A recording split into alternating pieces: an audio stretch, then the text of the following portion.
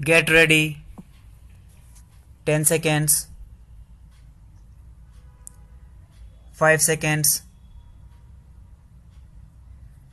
Start. Mr. Chairman, I would like to make certain observations with regard to this bill, especially about the cooperative societies in Tripura. We are all in support of this bill because I think this amendment, or rather this repealing law, is necessary in view of the changed conditions there. But then it appears that the problems of the cooperative organizations and societies in these areas of states Tripura and Manipur cannot be solved merely by having a uniform set of cooperative laws. Laws are very important, and in that respect, certain changes are undoubtedly called for. Here, sir, I would like the government to take note of certain things which are there at the moment in order that they may take steps to improve them. First of all, I should like to point out that in the tribal areas, especially among the tribal people of Tripura, there is great need for expansion and development of cooperative societies. It appears that about 70%, according to my information, of the population are to be included or brought within the range of the cooperative societies. At the moment, cooperative societies are very few and they are not functioning well. Somehow or other, the bulk of the people have been left out of these cooperative societies. The most important function that the cooperative societies fulfill at the moment is, of course, the provision of rural credit, and there is no doubt that this is an important aspect of the work of the cooperative societies, and that has to be extended. At present, people do not get adequate relief or rural credit through the agencies of cooperative societies, and so they remain more or less the victims of the traditional money lenders of the countryside. Tripura and Manipur is no exception to the general rule that is prevalent in this regard. Therefore, it is important that the cooperative societies should be provided with adequate funds so that the credit needs of the people, especially of the very downtrodden people in the tribal areas, are adequately and promptly met. Next, about the management of the cooperative societies, I have to say that most of these societies are not run well.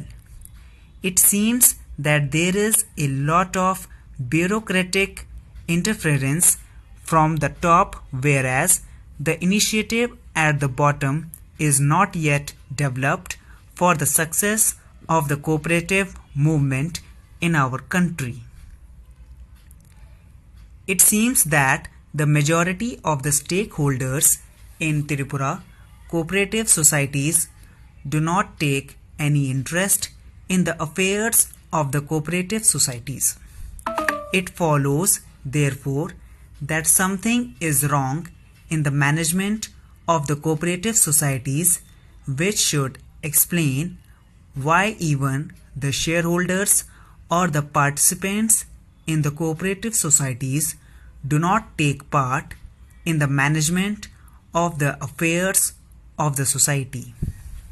The government should pay attention to this aspect of the matter and see that the cooperative societies are not controlled by a coterie of people, but they are more and more controlled and in a very good way by the majority of the shareholders or the participants in the cooperative society. In this connection, naturally, the work of the cooperative department assumes certain importance and urgency. At the moment, it appears in Tripura especially that the cooperative department is not so much interested in getting the popular cooperation, in drawing the people into the activities of cooperative societies, as in somehow or other carrying on what they understand to be the more routine job. The result has been that the little that could be done with the existing setup is not being done, and there is considerable discontent among various sections of the people.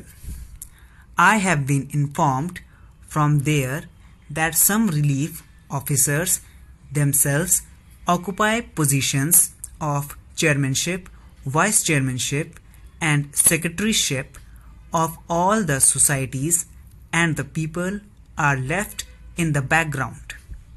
That is to say, it is more or less taken for granted that these societies should be under the management of these officials, and it will be for them to lay down the lines and the policies of the cooperative societies.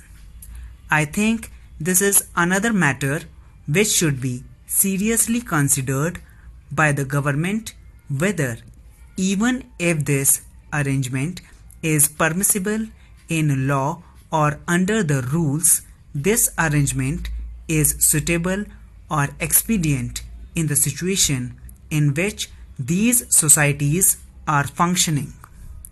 In this connection, I may mention that in some cases the loans are not being properly administered, and it appears that the wrong type of people are given loans, whereas the really needy people are denied what should go to them. The result is that the artisans and others have suffered, and the economy and the trade of this area have also considerably suffered as a result of the inefficient and inadequate administration of cooperative loans. I have got a number of examples, but I need not go into them here. It appears that certain concerns are being given loans because they are tied up with certain individuals, and it appears that it is done efficiently.